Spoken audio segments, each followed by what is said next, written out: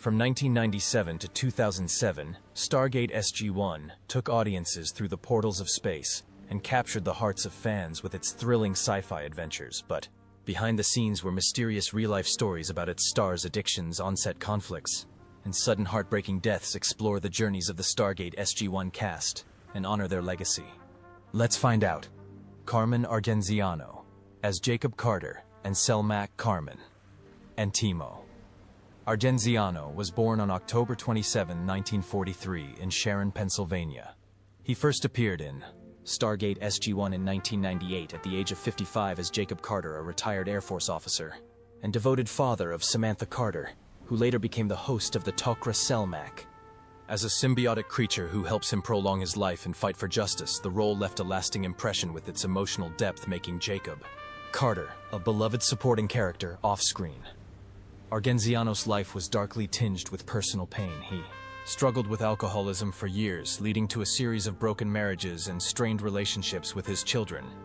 The pressure to maintain his image as a solid actor, combined with roles that sometimes lacked breakthroughs, took a toll on his temperament. Colleagues recall that he would have heated arguments with directors and co-stars, especially when his roles were cut, revealing a vulnerable side to a seemingly strong performer. In his final years, a diagnosis of lung cancer took a heavy toll on Argenziano's spirit. He fought quietly, keeping his illness a secret so he could continue to appear in projects like House MD 2007 or a guest role on Criminal Minds 2009, trying to hold on to what little limelight he had left. On February 10, 2019, Carmen Argenziano breathed his last breath after a short time publicly, admitting to cancer, ending a challenging 75-year journey. His fortune is estimated at $3 million, mainly thanks to his efforts in more than 100 films and series like The Godfather Part 2 and Stargate SG-1. Don S. Davis as Major General George Hammond. Donald Sinclair. Davis was born on August 4, 1942 in Aurora, Missouri. He joined the Stargate SG-1 series in 1997 at the age of 55 and continued to play the role for 7 seasons as Major General George Hammond. He is the iconic Commander of Stargate Command, a man of discipline and compassion for his subordinates, always on the front lines of the universe's dangers. It was Hammond's calmness and courage that elevated the image of the gentle Father General that audiences would never forget. However, behind the majestic scenes, Davis had to hide a psychological crisis due to his late start in the industry. Always afraid that he would be forgotten by the younger and more talented cast, tensions escalated when Davis began to smoke heavily and drink to relieve stress, leading to angry moments and heated arguments with the production crew about the direction of the script. Because of those insecurities, he went through a broken marriage and separation from his son Matt, carrying a pain that was hard to forget. Although he thought he had found joy again when he remarried Ruby Fleming in 2003, Davis still could not escape the shadow of his failing health as his heart and liver kept signaling danger. On late nights of filming, he had to hide his chest pain still, trying to complete the role of a strong General Hammond so as not to disappoint the audience. Finally, on June 29, 2008, Don S. Davis suddenly died of a massive heart attack, ending a turbulent life at the age of 65. His colleagues honored him by naming a battleship in the Stargate universe after the legendary general. The artist left behind a net worth of approximately $2 million, mainly from earnings from Stargate SG-1 and other television projects. Cliff Simon as Bale. Cliff Simon was born on September 7, 1962 in Johannesburg, South Africa. He made his Stargate SG-1 debut in 2001 at the age of 39, playing Bale, a cunning and charming system lord, who became the series' most memorable villain thanks to his menacing appearance and superior intellect. Ball not only haunted Stargate Command, but also gave the audience a profound image of a villain, a mixture of coldness and irresistible charm. Behind the scenes, Cliff Simon was an adventurous and melancholy soul, a top gymnast and swimmer. He was obsessed with greatness early on. His arrogance led him to reject more than one script, causing tension with producers, and rumors of a broken marriage to his wife Colette added to the dark, tragic side of his life. Industry insiders say Simon is not easy to get along with, harboring a lot of resentment towards Hollywood and a sense of being constrained, which has made him increasingly isolated, despite trying other projects such as NCIS or The Memoir. Paris Nights, My Year at the VOA. Moulin Rouge 2016. Cliff Simon still cannot escape the shadow of the villain that has haunted him throughout his career. In 2019, he embarked on the documentary series Into the Unknown, traveling the world in search of answers to dark legends. But that adventurous spirit paid the price when a huge wave suddenly overtook him while kitesurfing at Topanga Beach, California on March 9, 2021, ending his short life at the age of 58. He leaves behind a modest net worth of about $15 million accumulated from various television roles and a book filled with memories of glamorous Paris. Isaac Hayes as Tolok. Isaac Lee Hayes Jr. was born on August 20, 1942 in Covington, Tennessee. He first appeared in Stargate SG-1 in 2005 at the age of 63. As Tolok, a brave Jaffa warrior who once led the righteous fight against Goa'uld domination, although only at the supporting character, Tolok still brings with him a strong, determined image, adding a diverse color to the Stargate world. But behind that image of success was a life rife with cracks and controversy. Hayes, the legendary stickman and fiery soul who captivated the world, was haunted by the scandals surrounding Scientology, leading to a bitter departure from South Park and a fractured relationship with the public. The pressures of fame combined with a simmering addiction to painkillers pushed him into a life of isolation away from the spotlight after decades of glory. Towards the end of his life, Isaac Hayes' health rapidly declined, the result of successive strokes that left him unable to return to the stage on lonely nights. He was consumed with regret and loneliness as a genius who once held a musical empire in his hands, but could not save a broken family. After going through 3 divorces, 11 children, and countless grandchildren, leaving behind complicated inheritance issues, on August 10, 2008, just 10 days before his 66th birthday, Hayes was found unconscious on the floor next to a running treadmill and died of a recurrent stroke, ending his life at the age of 65. It is estimated that at the time of his death, Isaac Hayes left behind an estate worth around $12 million, largely from his legendary music catalog, along with several television roles. Louis Gossett Jr. as Garak. Louis Cameron Gossett Jr. was born on May 27, 1936, in Brooklyn, New York. He joined Stargate SG-1 in 2005 at the age of 69, taking on the role of Garak, a powerful Jaffa leader with political ambitions, creating a memorable character in the Stargate universe with a tough, cold demeanor, but still holding on to his own ideals. The role was fueled by the same heroic spirit that propelled Gossett to the top of cinema with an Oscar for An Officer and a Gentleman in 1982. However, behind the spotlight, Louis Gossett Jr. faced countless difficulties. His career declined after the 1980s due to failed film projects and risky business ventures. All 3 marriages ended in divorce, leaving him with deep emotional scars, along with rumors of domestic violence that Gossett himself never officially acknowledged, but which still haunted his image for decades. Later, Louis Gossett Jr. gradually became more closed and silently fought a series of illnesses: diabetes, prostate cancer, and then COVID-19, which severely weakened his health in addition to chronic obstructive pulmonary disease that tormented his every breath. He rarely shared, choosing to endure and stay away from the media lens. However, for brief moments, one can still see the proud aura of an artist who once brought glory to African-American cinema. On March 29, 2024, Louis Gossett Jr. breathed his last breath at a rehabilitation center in Santa Monica, California, at the age of 87 after complications from lung disease. Combined with heart failure, his net worth at the time of his death was approximately $5 million, mainly from his origins, An Officer and a Gentleman, and other television roles. Richard Dean Anderson as Colonel Jack O'Neill. Richard Dean Anderson was born on January 23, 1950, in Minneapolis, Minnesota. At the age of 47, he joined Stargate SG-1 in 1997 as Colonel Jack O'Neill, replacing Kurt Russell, and quickly made the character an icon, a seasoned officer who was humorous, compassionate, yet tough and unruly. O'Neill was both the leader and soul of the SG-1 team, bringing with him his military experience and personal pain from the loss of his family, making him a character with depth to the series. However, behind the scenes, Anderson suffered from chronic back pain and insomnia, which made him increasingly unstable. There were tense moments on set, when he forgot his lines, lost his temper, and even had heated arguments with the director, many times creating a rift in the production atmosphere of Stargate SG-1. His relationship with his longtime partner, April Prose, the mother of his daughter, also became cold due to rumors that Anderson turned to alcohol to relieve stress. In the early 2000s, he suffered a mental breakdown, withdrew, and decided to leave the screen to spend time with his daughter Wiley, whom he called the only reason he was still alive.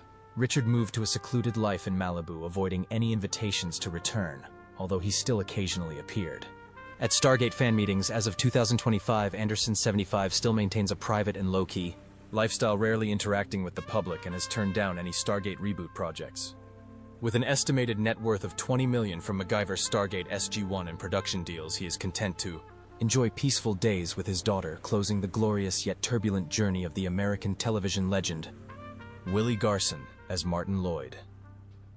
William Garson Passamont was born on February 20, 1964 in Highland Park, New Jersey. He began appearing on Stargate SG-1 in 2000, at the age of 36, playing Martin Lloyd, a humorous, eccentric yet profound character who is remembered by audiences for his witty, sarcastic lines and his light-hearted, charming acting style. Martin Lloyd was a complete departure from the more serious roles on Stargate, giving Garson the opportunity to bring a breath of fresh air to the entire series. However, outside the spotlight, Willie Garson suffered a lot of silent pain. After the huge success of his role as Stanford Blatch in Sex and the City, he was largely pigeonholed into the image of the witty gay friend, making it difficult for his film career to break out. In the following years, Garson quietly raised and adopted children and did not publicly disclose any long-term romantic relationships, leading to public speculation about the isolation and loneliness he suffered. The pressure to maintain a comedic image tormented Garson, and he often felt stuck and discouraged in his acting career. Even more tragically, he was diagnosed with pancreatic cancer, but decided to keep it a secret even from his closest friends. Garson continued to act, and thus he silently fought the disease.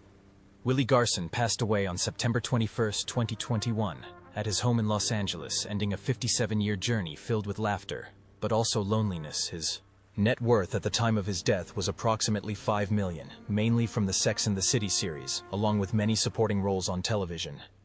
Christopher Judge as Teal C. Christopher Judge was born on October 13, 1964 in Los Angeles.